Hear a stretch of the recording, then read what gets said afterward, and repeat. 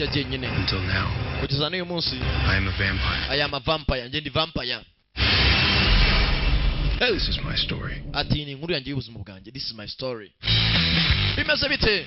Tuvuye kuri wa musore watuganiraga inkuru tugaruka hakuno.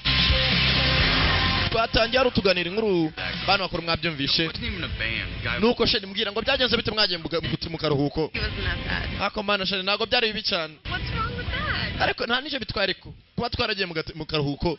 Cyase umugabo ari kumwe na sheri gusa sheri yasohokanye n'abandi mu minsi ishize.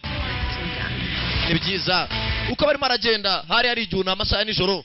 Filime yiswe Season nako nagari filime. What's it called, the fog? Peg igihu cyinshi, fog ni igihu.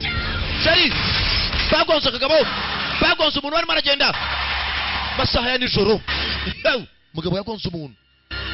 Twatangiye filime hano umuntu tubwira uti nabayo ndi mu mwijima imyaka irenga 100 ndi vampire. Sheri genda urebe umuntu ugonze. Reka njya kumubufasha. Ava mu modoka ajya gutanga help. Aza kureba umuntu agonze. Bana nyagasana amarezo ko adafata.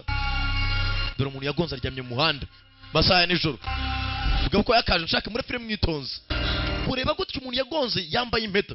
Nshaka impeta mugirebe sasa mukurikirana filime neza mwitonze. Ugonga umuntu. Ye data umuntu ngonze se. Kumbe mugabo afite speed. Muvuduko udasanzwe. Yamuteye amenyo shawo. Ni Season nababwiye filime. Ni mu papa mukareba mucikwa mwirukanga mufite igihunga. Ni muri busobanukirwe. Umudamu navayo. Diran sheri.